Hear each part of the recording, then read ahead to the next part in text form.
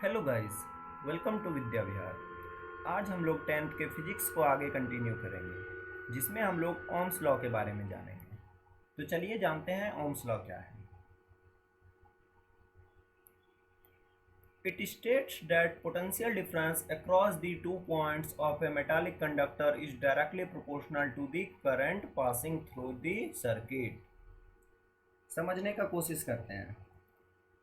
किसी भी कंडक्टर के दोनों पॉइंट के बीच का जो पोटेंशियल डिफरेंस होता है वो किसके प्रोपोर्शनल होता है? आई के करंट के प्रोपोर्शनल होता है। ठीक है। और एक फैक्टर हमको ध्यान में रखना है, क्या कि हम टेम्परेचर को चेंज नहीं करेंगे, टेम्परेचर मेरा कांस्टेंट रहेगा। तो यही हो गया मेरा mathematical expression, mathematical expression for Ohm's law. अब हमको प्रोपोर्शनलिटी साइन हटाना है तो कुछ कांस्टेंट ऐड करना होगा। तो क्या हो जाएगा? V is equal to R I. R यहाँ पर कांस्टेंट है, जिसको हम लोग रेसिस्टेंस कहते हैं। R is a constant termed as resistance. अब ध्यान देंगे एक बात को कि कभी भी हम टेम्परेचर चेंज नहीं करेंगे। क्यों? क्योंकि अगर हम टेम्परेचर वैरी करेंगे तो मेरा रेसिस्टेंस भी वैरी करने लगेगा। इसी इक्वेशन को हम लिखते हैं V is equal to I R. यही इक्वेशन है मेरा ओम्स लॉ।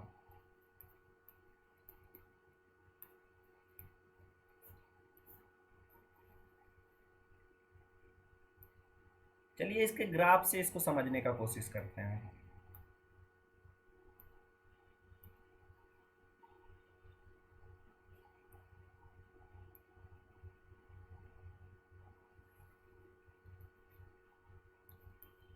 ये है मेरा V, ये है मेरा I।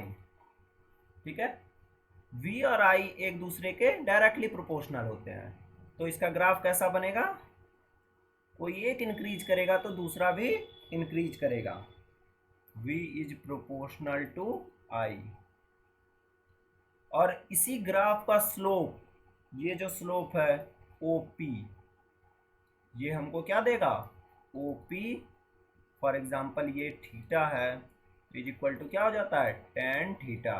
और यही स्लोप हमको क्या देगा? रेसिस्टेंस देगा। रेसिस्टेंस जो कि होगा V by I, Ohm's law से। देखते हैं V is equal to I R. यहां से हमको अगर रेसिस्टेंस का वैल्यू निकालना है तो क्या हो जाएगा? V by I.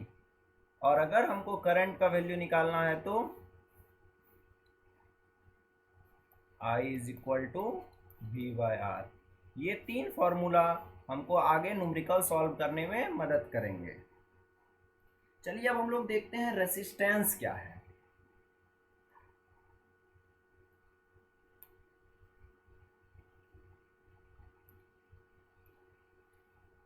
It is the property of a conductor to resist the flow of charges through it।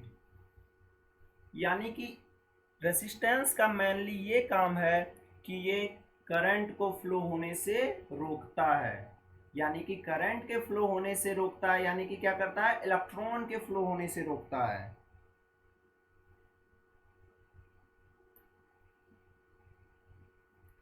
अब इसका एसआई यूनिट क्या होता है? रेसिस्टेंस का SI unit of resistance is ohm. इसको हम लोग ओम कहते हैं। ठीक, ये ओम्स लॉ से ही आया है। इसे ओम्स नहीं खोजा था, इसलिए हम लोग इसका एसआई यूनिट क्या कहते हैं? ओम कहते हैं। ठीक है। अब हम लोग देखते हैं रेसिस्टेंस। रेसिस्टेंस का वैल्यू मेरे पास क्या आ रहा है? V बाय आई। अब ये रेसिस्टेंस 1 ओम कब होगा? जबकि पोटेंशियल डिफरेंस को हम 1 यूनिट कर दें और करंट को हम 1 एम्पियर कर दें, तो रेसिस्टेंस क्या हो जाएगा 1 ohm. When potential difference is 1 volt and current through the circuit is 1 ampere, then the resistance is 1 ohm. 1 ohm is equal to 1 volt by 1 ampere.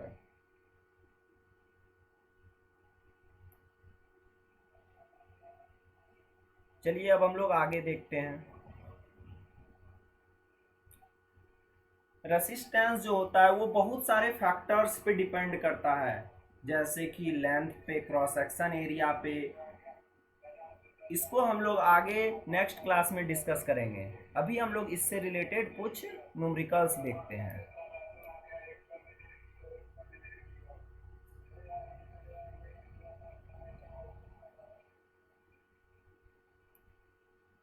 चलिए मेरा सबसे फर्स्ट न्यूमेरिकल है, how much current will an electric bulb draws from a 220 volt source.